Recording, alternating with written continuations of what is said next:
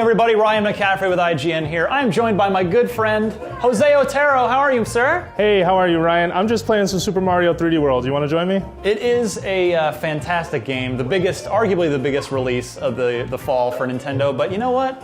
I think I've had about enough of this game, Jose. Let's get out of here. Let's play some other games. What'd you just do to my game? What? What just happened? Worlds colliding, ladies and gentlemen. Worlds have collided. Nintendo Mario has finally come to Xbox, sort of.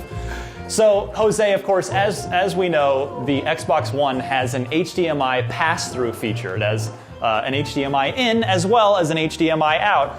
And, you know, one of the first questions that everybody naturally asked was, well, you know, we know it supports TV and satellite boxes, but can it support anything? And Microsoft, said, you could plug in anything, though, you know, we only support cable and satellite boxes.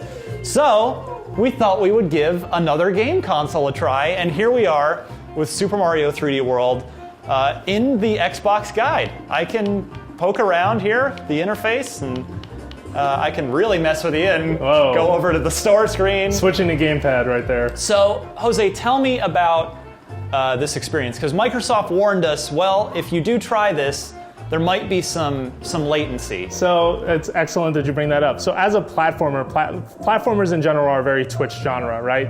It comes down to quick jumps, avoiding enemies, obstacles, go do something fun here instead of run around the instead of running in circles. Well, I could just show here. There is actually a lag to let's show see people. Let's see it. So let's see it right here. If you notice, it's kind of like a wave right there, right? Yep. Mario is jumping on the gamepad first and on the TV second. Now, the counter for some folks would be, maybe it's because you're on this overlay, right? You're in snap mode almost. Right. Or in guide mode. So why don't you give me the full screen and then I'll show folks.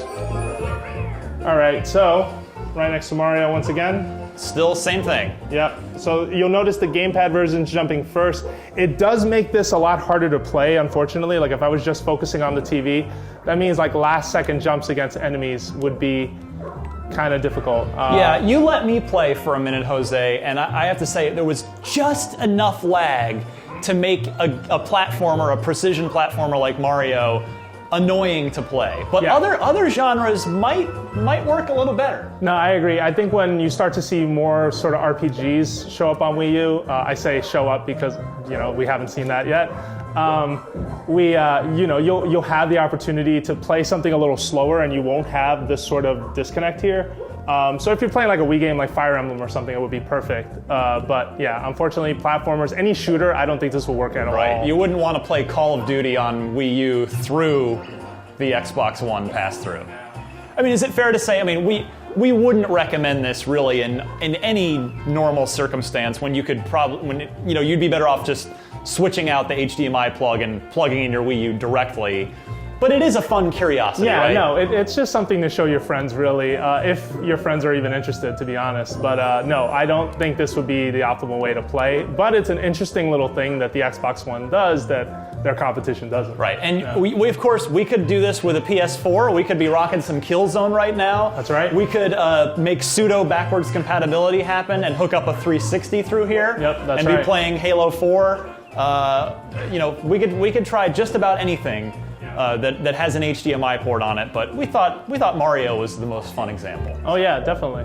So for more crazy Xbox One experiments, you're already in the right place, right here on IGN.